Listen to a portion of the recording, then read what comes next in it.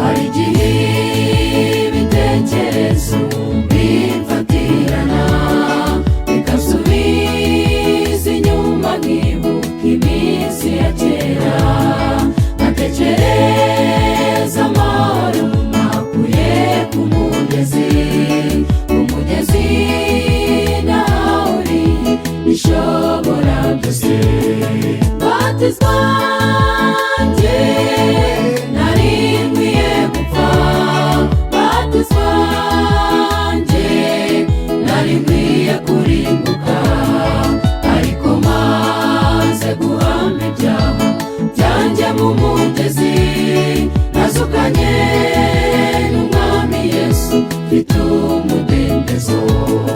Batizwa njye nari nkwiye gupfa, batizwa njye nari nkwiye kurimbuka, ariko maze guhamya ibyaha byanjye mu mugezi, nazukanye n'Umwami Yesu mfite umudendezo.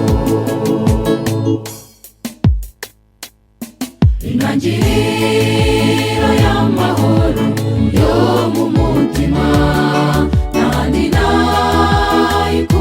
nayikuye ku mugezi, nahambanywe n'ibyaha byanjye nzukana na Yesu, i Karuvali nabonye ngeze ku mugezi.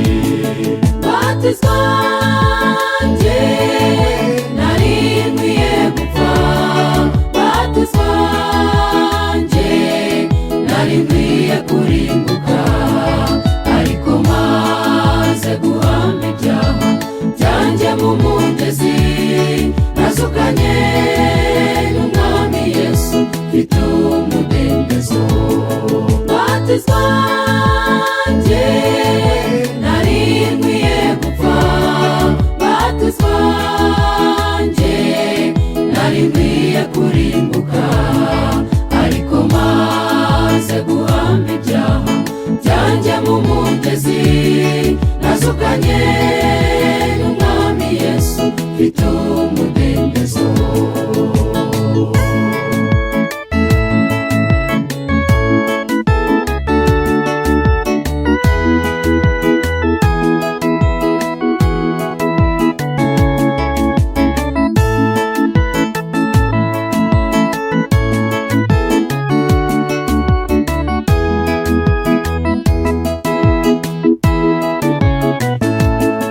Umutima ushenjaguritse wemera icyaha, ni wowe nyine ubona inyungu zo ku mugezi, isano yawe n'ijuru igahera igatangira, umugezi ni intangiriro y'ubuzima bushya. Batizwa njye nari nkwiye gupfa, batizwa njye nari nkwiye kurimbuka, ariko maze guhamya ibyaha byanjye mu mugezi, nazukanye n'Umwami Yesu mfite umudendezo.